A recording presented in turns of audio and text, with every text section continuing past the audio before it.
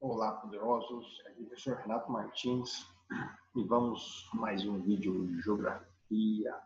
Hoje, nossa aula vai ser sobre agropecuária, mais precisamente sobre o setor primário e agricultura. Então, a gente vai dar um enfoque maior aí nessas duas áreas, né? Lembrando aí que a agricultura é a atividade mais econômica, né? Mais antiga que existe no planeta, então nós temos aí uma diversidade muito grande dentro desse processo.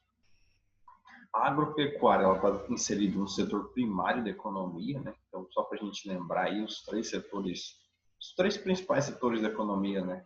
Então, nós temos o setor primário, que é responsável pela matéria-prima, que sai da agropecuária e do extrativismo, o setor secundário, que transforma a matéria-prima, e o setor terciário, que é a parte de prestação de serviço. Então, nós vamos aí destacar as características do setor primário. O setor primário produz matéria-prima e ou alimentos, que serve diretamente à indústria. Né? Então, a indústria não consegue se desenvolver sem as matérias-primas aí que saem do setor primário. Aí, veja só, a geografia agrária é justamente a área da geografia que se dedica ao estudo dessas atividades agrícolas e pecuárias.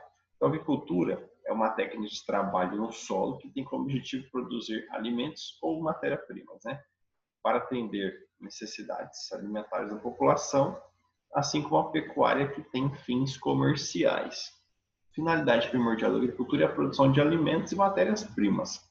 E dessa forma, o ser humano, ele há 10 mil anos, ele conseguiu evoluir a sua percepção de ambiente e começou a desenvolver a agricultura. Então, o desenvolvimento da agricultura ele está interligado ao desenvolvimento das próprias civilizações, na região do Crescente Fértil, que vai entre o Rio Nilo do Egito até a Mesopotâmia, no atual Iraque. Então, a agricultura ela foi fundamental para que a sociedade mudasse, que a população, né, viesse a aumentar, porque passava a ter mais segurança na alimentação. E o que é interessante, se a gente for analisar, a agricultura ela demorou praticamente aí toda a sua história para que houvesse uma evolução. E essa evolução foi uma consequência exatamente do quê? De um processo de desenvolvimento da Revolução Industrial. Então, a Revolução Industrial que se anexou aí, né, a algumas funções no campo e o campo veio a evoluir. Mas a gente ainda encontra muitos resquícios das atividades rudimentares da agricultura tradicional. Então, dentro dessa visão, é importante a gente destacar essa perspectiva da evolução.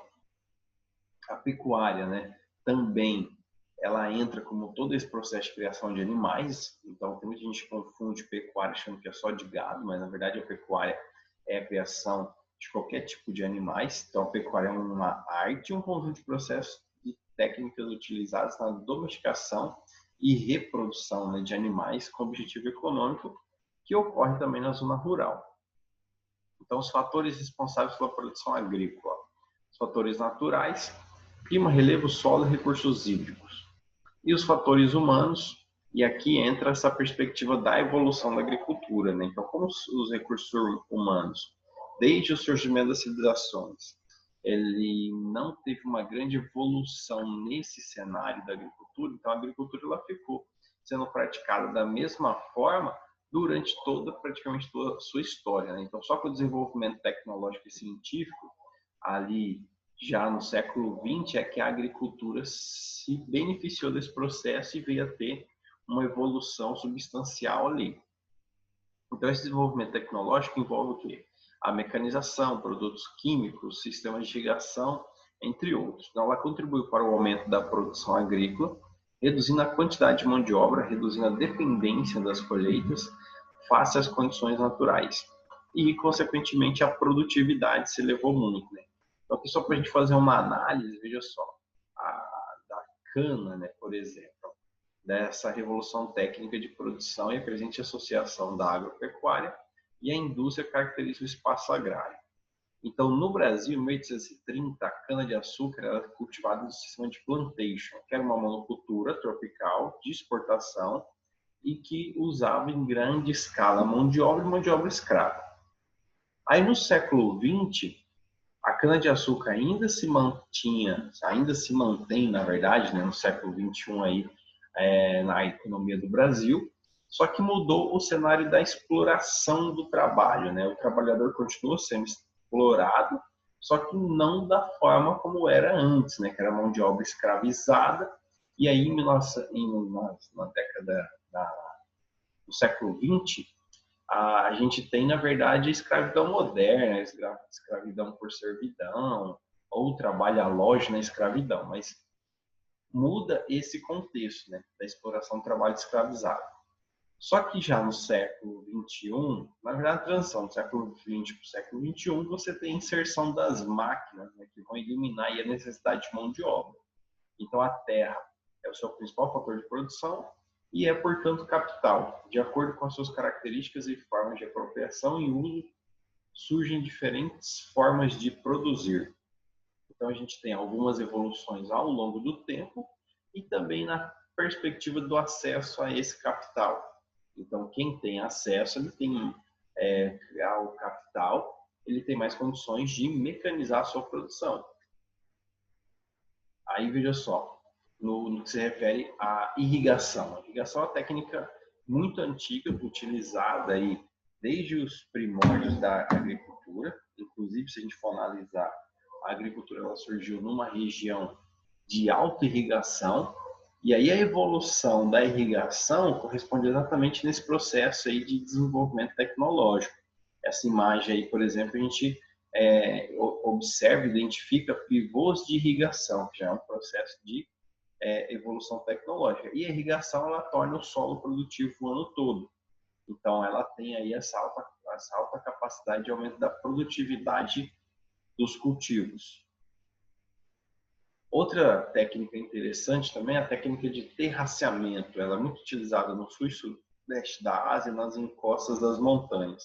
Então, aplica-se esse sistema de terraceamento para aproveitar o espaço e a numerosa mão de obra. E assim eles conseguem desenvolver um processo de cultivo de arroz ou rizicultura que aproveita esse espaço e aproveita essa mão de obra. Então, eles fazem esses cortes nas encostas das montanhas, né, como se fossem degraus, e assim, como as estruturas dessas montanhas, estrutura rochosa, essa água da chuva, inclusive a chuva de monções, enche esses canteiros e essa água fica retida ali.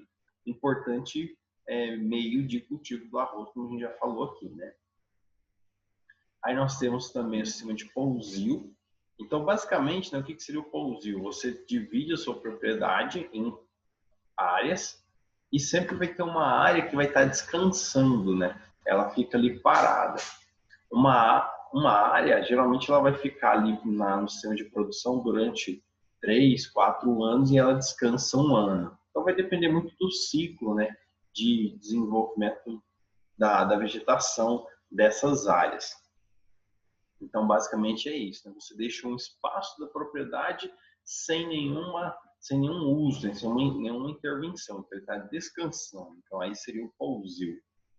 E se a gente for analisar esse contexto, a interpretação entre a agropecuária e a indústria gera cadeias produtivas cada vez mais complexas, vão surgindo novos sistemas agrícolas. Alguns sistemas agrícolas eles vêm se adaptando, eles vêm se inserindo nessa evolução tecnológica, e a gente tem, por exemplo, a rotação de culturas e o plantio direto, que ficou muito mais eficiente com a evolução tecnológica e a capacidade de colher diferentes cultivos com a mesma máquina. Então, vai falar de rotação de cultura, a gente está falando do quê? Você colhe um vegetal e planta outro vegetal.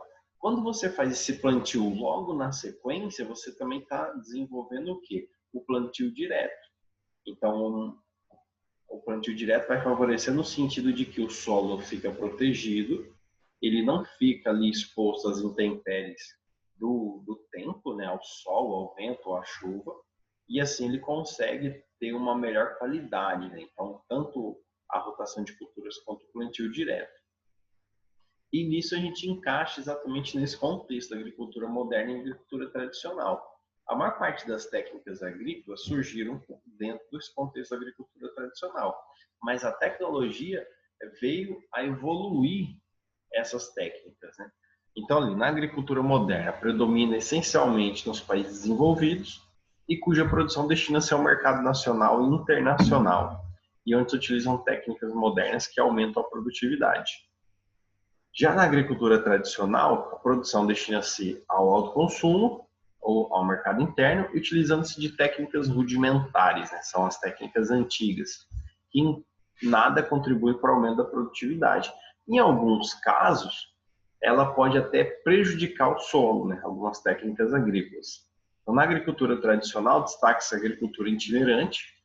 A agricultura itinerante é chamada também de coivara, que consiste no quê? De desmatar uma pequena área, né? Derruba uma pequena área da floresta, da mata, faz leiras com essa vegetação que foi derrubada, né? Que seria montes de madeira, coloca-se fogo e aí planta em cima dessas leiras, onde tem ali aquele resquício de cinza. Aí a agricultura de sequeiro, risicultura intensiva, que é o cultivo do arroz, né? Plantation, que é como eu dei o exemplo da cana-de-açúcar, né? Mas hoje a gente não tem trabalho escravo, mas temos ainda a exploração da mão de obra, né? A roça e a agricultura familiar. A agricultura familiar, ela se estabelece em pequenas e médias propriedades, geralmente cultivo de policultura. E como que a gente consegue definir o que é uma agricultura familiar? Quando a maior parte das pessoas que trabalham na propriedade são parentes. Quando você tem a maior parte das pessoas contratadas e que não são parentes, não tem uma ligação parental com os donos da propriedade, então você não teria mais uma agricultura familiar, seria geralmente uma agricultura comercial ou empresarial.